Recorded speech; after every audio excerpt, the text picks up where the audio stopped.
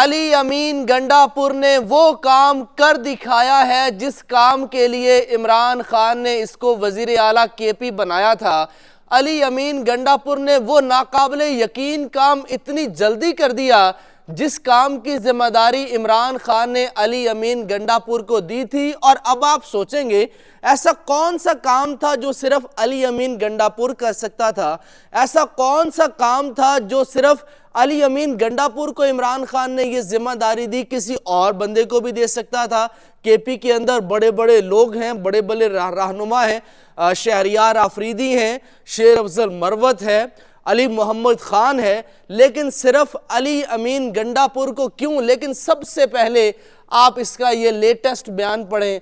वो कह रहे हैं कि 9 मई हमने नहीं किया, इस पर इंक्वायरी होनी चाहिए। और आज अली अमीन गंडापुर ने वो काम कर दिखाया है और वो मुश्किल काम था, यकीनन मुश्किल काम था, वो आपको बताऊंगा। और अदालत लगी है, चीफ जस्टिस पाकिस्तान की अदालत लगी है, उसमें वो जिक्र आया है कमिश्नर का। कमिश्नर को मैं खिराज तहसीन और सैल्यूट पेश करता हूँ।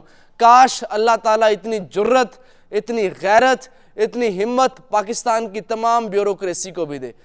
काश अल्लाह ताला उन आरोज को भी इतनी जुर्रत दे, इतनी हिम्मत दे, जो लोग धांधली के खिलाफ चुप करके बैठे रहे, जो लोग अपनी नौकरी बचाने के लिए अभी तक खामोश हैं। और एक और मैं आपको पिछली वीडियो के अंदर बता चुका हूं, आरपीओ का एक और कमिश्नर, दोस्तों जनूबी पंजाब का कमिश्नर है, वो भी बोल पड़ा है। वो आपको वीडियो एंड के ऊपर उसकी डिटेल बताऊंगा, लेकिन खबरें 3-4 और भी मैंने आप तक पहुंचानी है। सबसे पहले अली अमीन गंडापुर की बात करते हैं। अली अमीन गंडापुर ने तमाम एमपीएस को बुलाया, पेशावर के तमाम लोगों को स्पीकर ऑफिस के अंदर बुलाया। उसको कहा कि जनाब हर ज़िले को एक एक वज़ीर दूंगा, हर ज़िले का एक एक वज़ीर होगा और वो वज़ीर की पहले जाएगी तस्वीर इमरान खान के पास। इमरान खान के पास उसका पूरा डेटा जाएगा कि ये कब से तहरीक इंसाफ के अंदर है और इसने पार्टी के अंदर क्या क्या किया और 9 मई के बाद से ये कहाँ कहाँ रहा, क्या क्या करता रहा। तो वो पूरी डिटेल इमरान खान के पास जाएगी। इमरान खान फिर उसके ऊपर टिक करेंगे तो मतलब इसको बना देना है। अगर खान ने कांटा लगा दिया तो वो जनाब, वैसे कांटे से याद आया, वो कहते थे हमने इमरान खान के नाम के ऊपर कांटा लगा दिया है।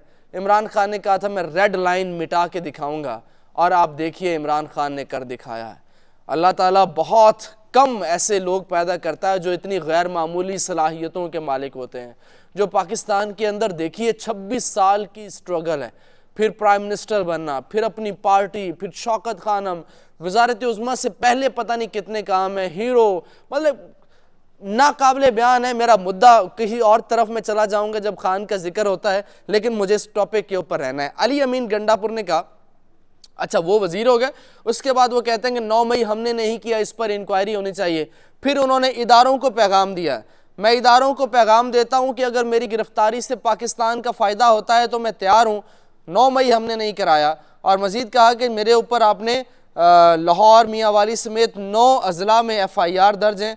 राना सनाउल्लाह के घर तो नहीं जाने दिया था, जिसने प्रेस कॉन्फ्रेंस नहीं की उसे पकड़ा जा रहा है। अच्छा, ये एक और सवाल भी उठाया कि जिन लोगों ने प्रेस कॉन्फ्रेंस की पार्टी छोड़ दी, क्या वो 9 मई में मुलविस नहीं थे? ये अली अमीन गंडापुर ने ये सवाल उठाया है।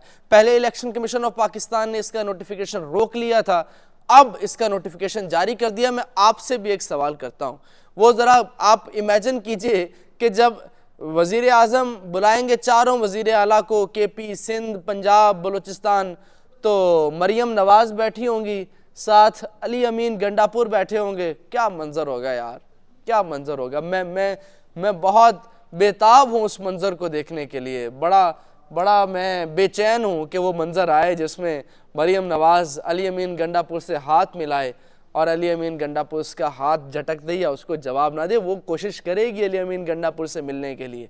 लेकिन अच्छा, मैं आपसे एक और सवाल भी करता हूँ। हमने एक ट्रेंड चला रहे हैं, एक ट्रेंड जिसमें धांधली नामंजूर। आप सब ने कमेंट में लिखना है, ये हमने ट्रेंड बनाना है, पाकिस्तान का सबसे बड़ा ट्रेंड।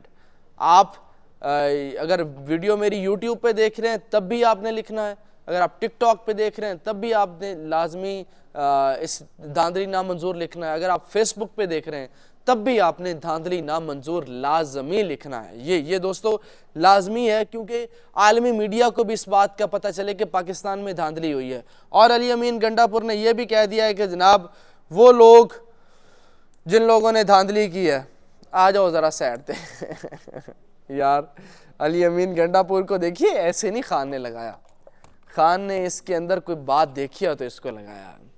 अब मैं आपको वो खबर देता चलूँ जिस खबर का आपको भी बेसब्री से इंतज़ार था।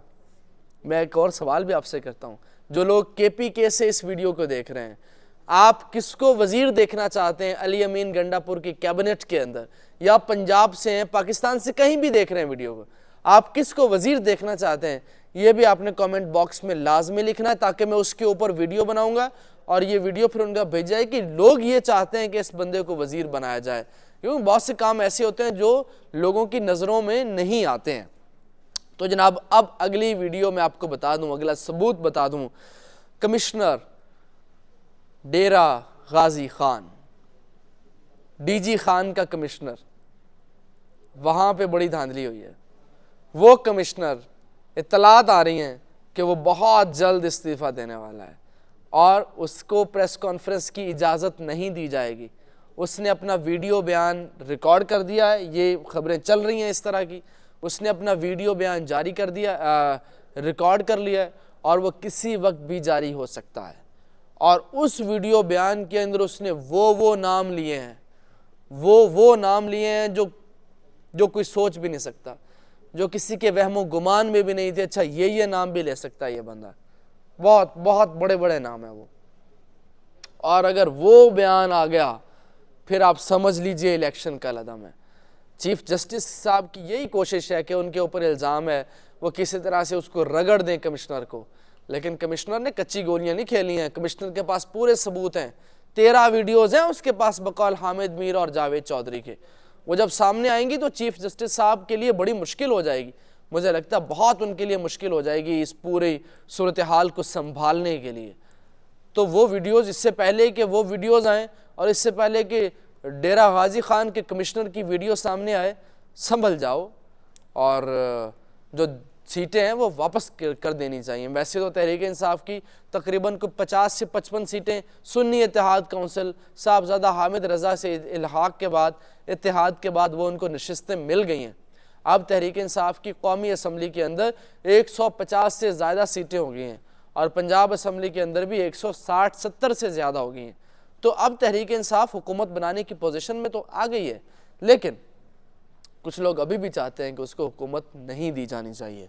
ये मजमूई अहवाल था, पाकिस्तान के अंदर ट्विटर बंद है और बिल्कुल यूँ लगता है सन्नाटा है। इंशाल्लाह अगली वीडियो बहुत इंपॉर्टेंट है, अगला व्लॉग, उसका इंतज़ार कीजिएगा। जो लोग नए हैं वो सब्सक्राइब कर लीजिए और इस वीडियो को लाइक लाजमी कीजिएगा। अपना बहुत सा ख्याल रखिए, मुझे इजाज़त दीजिए, अल्लाह हाफिज़।